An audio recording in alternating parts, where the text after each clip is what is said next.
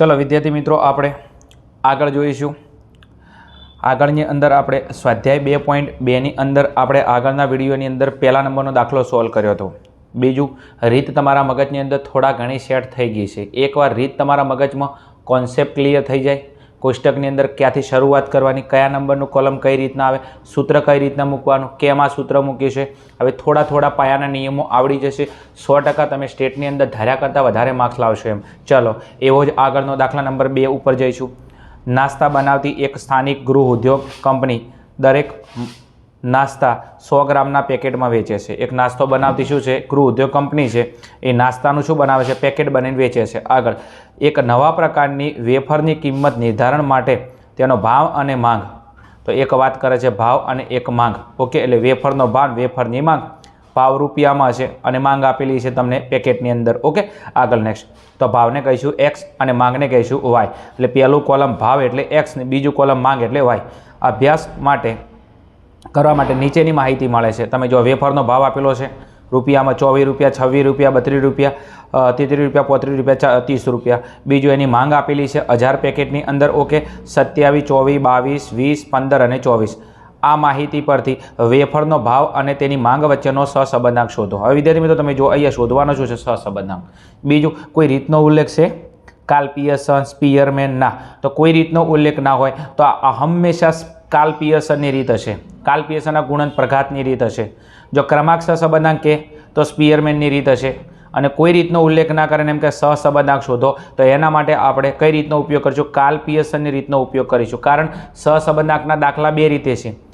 આ 2.2 ની અંદર દાખલા કોના છે? કાર્લ પિયર્સનના છે અને 2.3 ની અંદર સ્પીયરમેનના દાખલા આપેલા છે। ચલો આપણે સહસંબંધાંક આર શોધવાનો છે। ઓકે, તો વી હેવ ટુ ફાઇન્ડ બરોબર છે આર। ચલો જોઈએ હવે આગળ કોષ્ટક ઉપર આવતા રહો। चलो अहींया तमे जो स्वाध्याय 2.2 नो दाखला नंबर 2 नीचेनी माहिती पछी सहसंबंधांक शोधो। बीजू शॉर्ट में लखेलुं छे, आगळ बधुं बुक में लखेलुं तमे जोई शको छो। आगळ नेक्स्ट चलो कोष्टक पर जईशुं आपणे। तो कोष्टकनी अंदर थोड़ुं ध्यान आपजो एम। चलो बीजो हवे दाखलानी शरूआत आपणे करवानी छे। तो सौथी पहेला अहींया वेफरनो भाव एने कहीशुं एक्स कॉलम, बीजो एनी मांग एने कहीशुं आपणे वाय। चलो सौ पहेला दाखलानी शरूआत चोथी करीशुं आपणे एक्सना अवलोकननो सरवाळो करीशुं। तो अहींया सिग्मा एक्स मळशे आपणे शू मळशे? Sigma x आपणने मळशे। तो अहींया तमे 24 + 26 + 32 + 33 + 35 + 30 तमे आनो सरवाळो करशो एटले तमारो जवाब आवशे 180।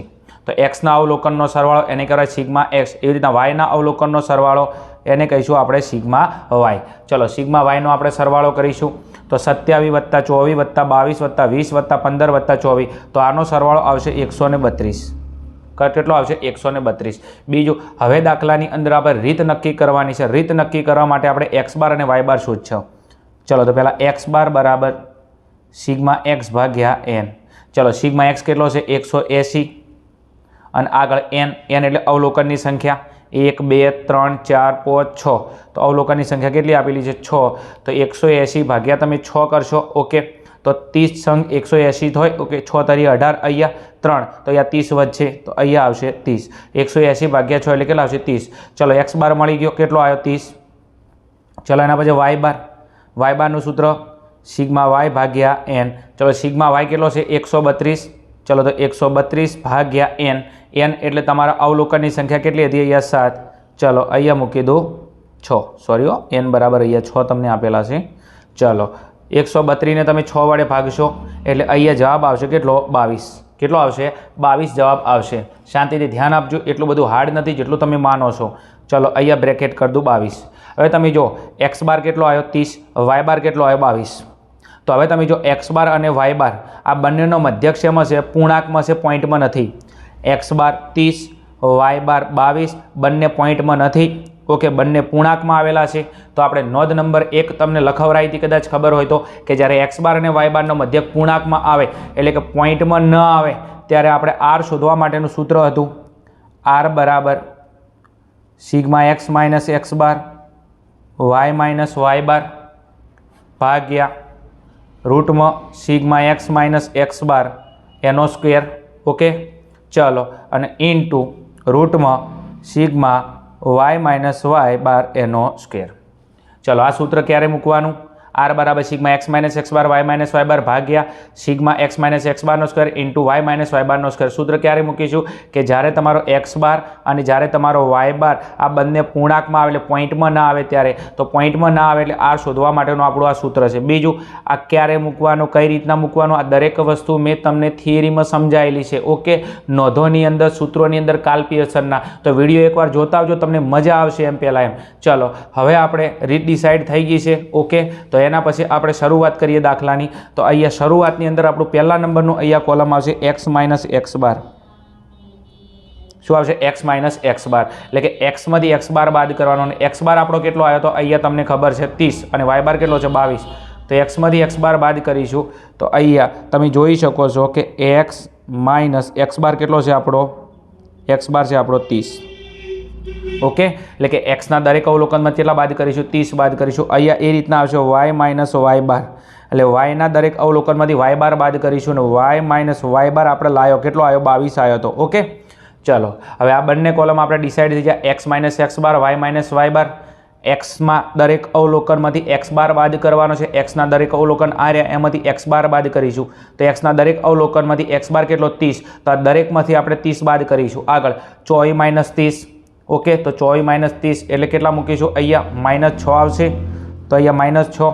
ચલો 26 માઇનસ 30 માઇનસ 4. અહીંયા 32 minus 30 plus 2. 33 minus 30 plus 3. 35 minus 30 plus 5. અને આગળ 30 માઇનસ 30 એટલે 0.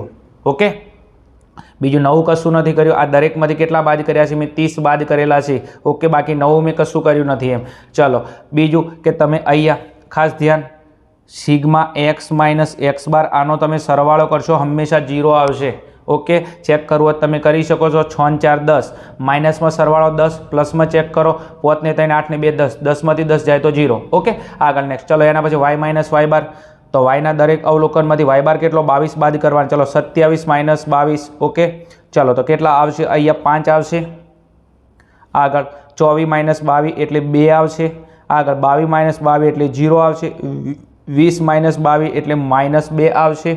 આગળ અહીંયા 15 માઇનસ 22 એટલે અહીંયા આવશે -7. અને 24 માઇનસ 22 એટલે આવશે અહીંયા 2. બીજું ફરી તમે અહીંયા વાય માઇનસ વાય બાર એનો સિગ્મા સરવાળો કરો તો આ પણ કેટલો આવશે? અહીંયા 0. ચેક કરવો તમે કરી શકો છો. પ્લસમાં જુઓ 5 ને 2 7, 7 ને 2 9. ઓકે, પ્લસમાં છે 9, માઇનસમાં તમે જો 7 ને 2 9માંથી 9 જાય તો 0. ઓકે, આગળ નેક્સ્ટ. દરેક દાખલાની અંદર આ હંમેશા 0 જ આવશે. દરેક દાખલામાં 0 આવશે. બીજું, આની આપણે દાખલામાં જરૂર નથી, પણ જસ્ટ આપણો દાખલો સાચી દિશામાં જઈ રહ્યો છે એવું આપણે કહી શકીએ છીએ, કારણ આ બંને 0 0 આવે છે. દરેક દાખલામાં આ મેથડમાં આવું થવાનું છે. ચલો એના પછી નેક્સ્ટ જરૂર પડશે આપણે આ એક્સ માઇનસ એક્સ બાર ને વાય માઇનસ વાય બારનો આપણે ગુણાકાર કરીશું. તો એના પછીનું કોલમ છે આપણું એક્સ માઇનસ એક્સ બાર અને વાય માઇનસ વાય બાર. બીજું આ બંનેનો શું કરવાનો છે? ગુણાકાર. તો x minus X bar, Y minus Y બાર, આ બેનો ગુણાકાર. ઓકે, ચલો કરીશું. અહીંયા 6 × 5 = 30 માઇનસ 30.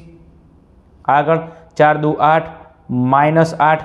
આગળ અહીંયા 2 × 0 એટલે 0. 3 × 2 = 6 પણ કેવા? -6. 5 × 7 = 35 પણ કેવા? -35. અને 0 × 2 એટલે અહીંયા કેટલા હશે? 0.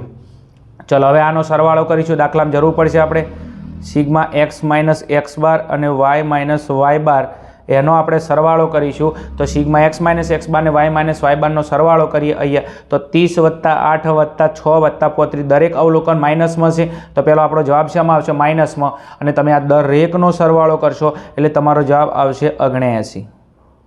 કેટલો આવશે? 79. 7 9. ઓકે, ધ્યાન આપજો, આવડે એવું છે.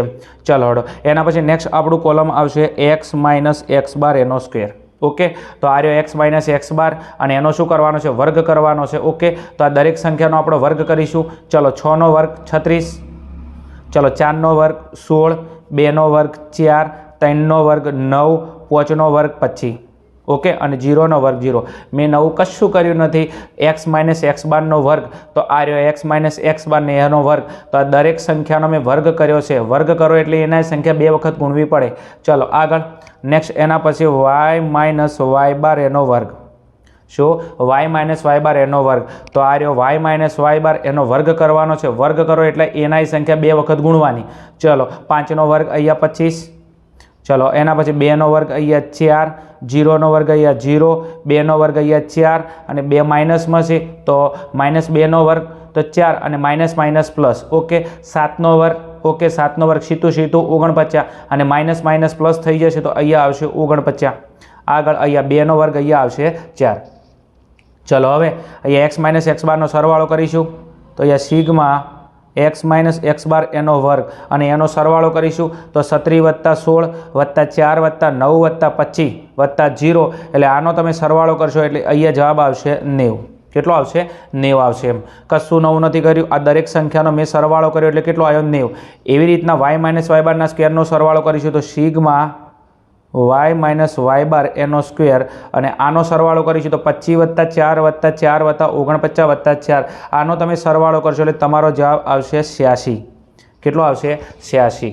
ઓકે બીજું આપણે એક જરૂર પડશે આની, એક જરૂર પડશે આની અને એક જરૂર પડશે આની. દાખલામાં આ ત્રણેના સરવાળાની જરૂર પડશે. ઓકે બીજું આ થઈ ગયું કોષ્ટક. પહેલાં કોષ્ટકમાં શું કરવાનું x minus x bar y minus y બાર એના માટે x બાર જોઈએ એના માટે y બાર જોઈએ એટલે કે xના દરેક અવલોકનમાંથી x બાર બાદ કર્યો, yના દરેક અવલોકનમાંથી y બાર બાદ કર્યો. ઓકે એના પછી x minus x bar y minus y બાર આ બંનેનો ગુણાકાર કર્યો. એના પછી x માઇનસ x બારનો સ્ક્વેર તો x માઇનસ x બાર આ રહ્યો, આ દરેક સંખ્યાનો વર્ગ કર્યો. એના પછી y માઇનસ y બારનો વર્ગ તો આ રહ્યો y માઇનસ y બાર આ દરેક સંખ્યાનો શું કર્યો વર્ગ કર્યો. ઓકે આગળ નેક્સ્ટ. ચલો હવે સૂત્ર આપણે જોડે છે બસ ખાલી કિંમત મૂકી દઈએ. જ્યારે x બાર ને y બારનો મધ્યક પૂર્ણાંકમાં આવે એટલે કે પોઈન્ટમાં ના આવે ત્યારે r શોધવા માટેનું સૂત્ર છે sigma x minus x bar y minus y bar ભાગ્યા વર્ગમૂળમાં સિગ્મા x માઇનસ x બારનો સ્ક્વેર ઇન્ટુ રૂટમાં y માઇનસ y બારનો સ્ક્વેર. ચલો સૂત્રની અંદર કિંમત મૂકી દઈએ એટલે વાર્તા પૂરી થઈ જાય આપણી. ચલો x minus x bar y minus y બાર આ બેનો ગુણાકાર તો x minus x bar y minus y બાર આ બેનો ગુણાકારનો સરવાળો કેટલો આવ્યો તો -79. કેટલો તો -79.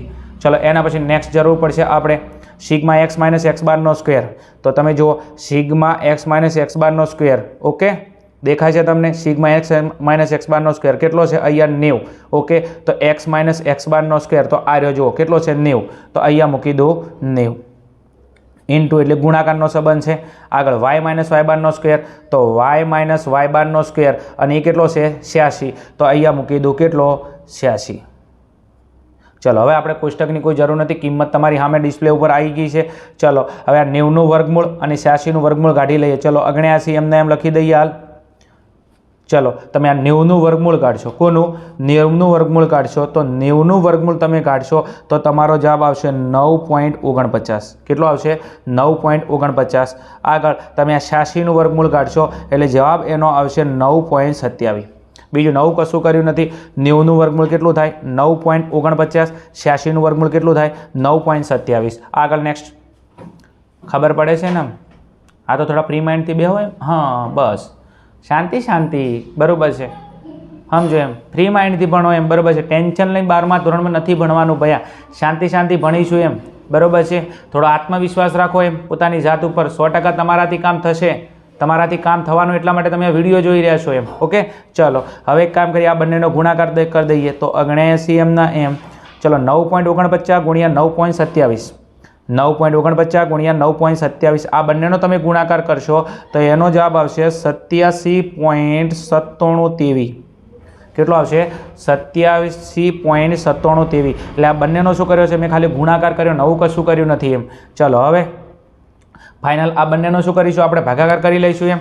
તો 79 ભાગ્યા 87.9723 તો એનો જવાબ આવશે અહીંયા તમે જુઓ 0.89 પછી 8 છે. તમે જુઓ પોઈન્ટ પછીના બે આંકડા પછી ત્રીજો આંકડો 5 અને 5 થી વધારે છે તો 89માં એક ઉમેરો 90 થઈ જશે. ઓકે અને બીજું તમે જો આપણો જવાબ માઇનસમાં આવશે કારણ કે આપણે આગળ ચિહ્ન કયું છે માઇનસ તો -0.90.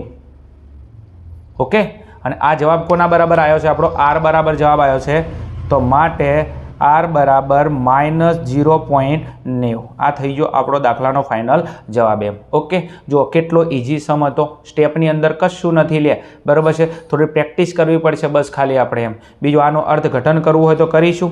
ઓકે અર્થઘટનની અંદર તમે જો r બરાબર કેટલા છે 0.90 અને માઇનસની અંદર છે તો માઇનસમાં હોય તો ઋણ સહસંબંધ હશે અને તમે જો -1ની નજીક છે. ઓકે તો અહીંયા લખીશું વધુ ગાઢ ઋણ સહસંબંધ છે એવું લખી શકાય. ઓકે તો અહીંયા આપેલું શું હતું તમને વેફરનો ભાવ અને વેફરની માંગ વચ્ચે બરાબર છે વધુ ગાઢ ઋણ સહસંબંધ છે એમ કહેવામાં આવે છે. કારણ આરની કિંમત કોની નજીક આવે છે? -1ની નજીક આવે છે અને જવાબ માઇનસમાં છે. તો અહીંયા વેફરનો ભાવ અને વેફરની માંગ આ બંને વચ્ચે વધુ ગાઢ ઋણ સહસંબંધ છે એમ કહેવામાં આવે છે. કારણ કે આરનો જવાબ -1ની નજીક આવે છે એટલા માટે. ચલો અહીંયા આપણો સમ કમ્પ્લીટલી પૂરો થાય છે. સ્ક્રીનશોટ પાડવો તમે પાડી શકો છો. ઓકે, ચલો આ આપણો મેન ટોપિક આ જવાબનું છે અને બીજો આપણું એક કોષ્ટક છે. કોષ્ટક તમારી સામે જ છે. ઓકે, ચલો આ કોષ્ટક છે. બસ ચલો મળીશું આગળ સ્વાધ્યાય 2.2ના આગળના દાખલા નંબર 3ની અંદર. ત્યાં સુધી જોતા રહો અમારી channel Aryan classes. Okay, thank you. જય હિન્દ, જય ભારત. બીજું મેથડ સેટ થતી હોય, ખબર પડતી હોય તો કોમેન્ટ મારવાની થોડી આદત પાડજો, તો મને ખબર પડે છે કે તમે વિડીયો મારો જોઈ રહ્યા છો એમ. ઓકે ને? ઓકે, ચલો મળીશું આગળના દાખલાની અંદર.